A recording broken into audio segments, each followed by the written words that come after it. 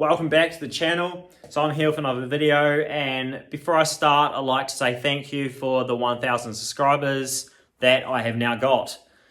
So on another note, I am going to change the way I do videos slightly, because at the moment I'll sort of film everything as I go, forget to film some things, and then I'll end up putting the video together and I struggle and the videos aren't there, or because I do this in days, because obviously I have to go to work, I have a full-time job to pay the bills to afford to do this kind of stuff and everything else, like just bills in general. So I can't work on this all the time because it's not my full-time job doing this, YouTube or so on.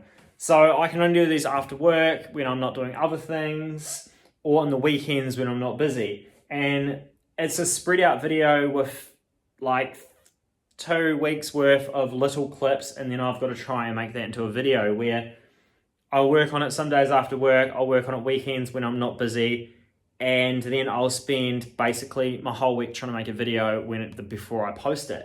Where I don't want to be doing that, because I'd rather spend time on the metal work and the fabrication and all the things I need to do to get this on the road and finished. So that's what I'm going to be doing from now on. I'm not going to spend hours and hours and hours. I spend like 7, 8, sometimes even 10 hours trying to make a video for you guys out of what I've got, rather than working on it. And it's slowing the process as well. And it's not really something that I want to be doing. But I'm not going to stop YouTube. I will keep doing this because I've had quite a good response. And as I said, I've got 1,000 followers. So I don't want to let you guys down. But what I will be doing is I'll do a vlog, I think they're called, where I'll do something significant on the car, and then I'll sort of make a video about it when I'm halfway through, sort of to a stage that I think it's worth making a video on, and I'll show you guys what I've done, and then I'll sort of post it, because those videos are much easier to make, and they take way less time, and I don't have to get the camera out as I'm doing things and try and film it as I'm doing things. I can just get stuck in and do it.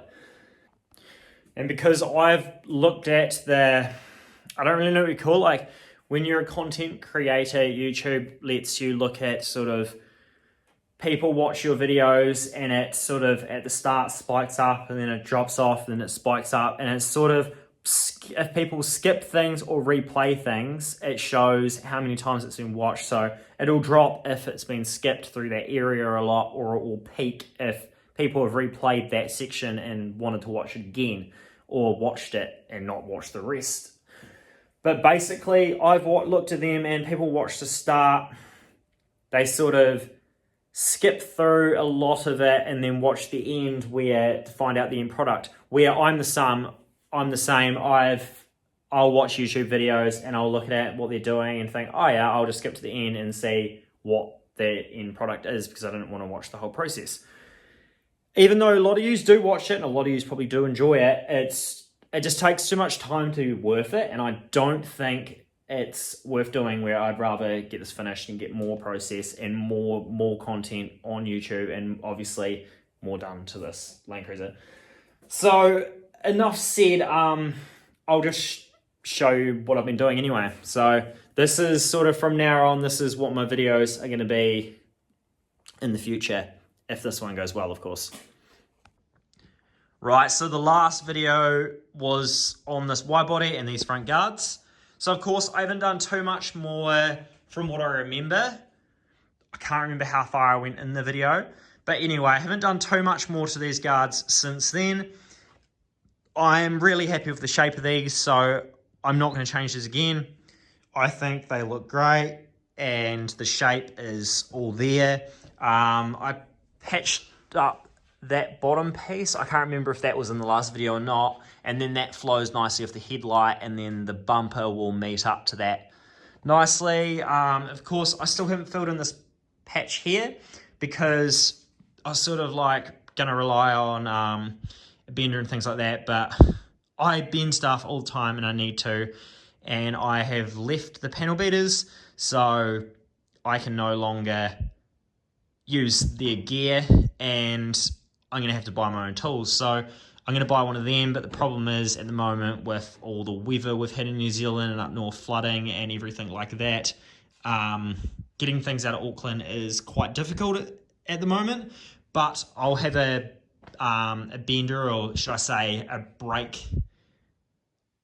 pan brake, I think they're called, to fold up these pieces and finish it off, because I've got quite a bit in the back that also needs to be bent.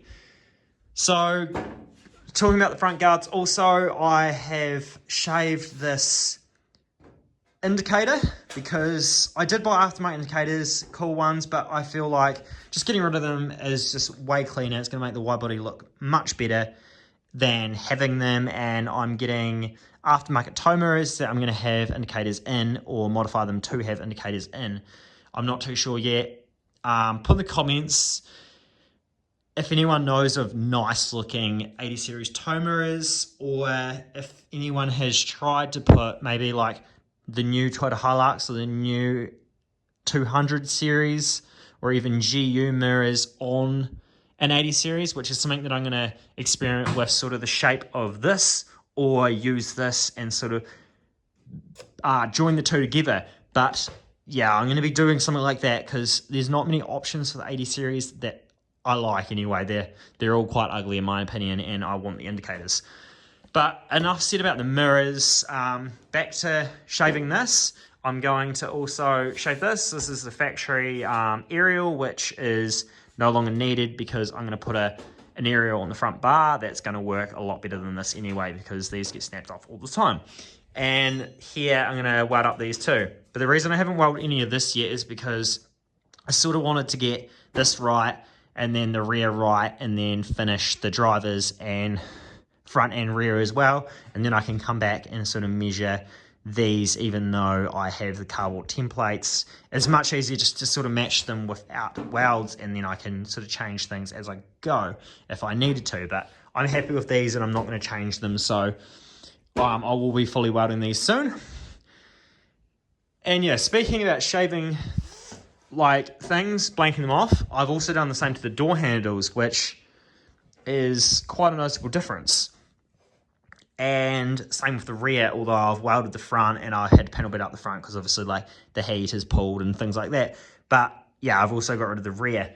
The reason I have done that mainly is because, so this is a front door handle, but a rear is exactly the same. And from there, they've got this part here, which is too high and it wasn't going to work. And also, even if it was going to work, I'd need to sort of make a mechanism from here to sort of catch on to the factory latch, and the factory latch is also lifted, but we'll get into that soon.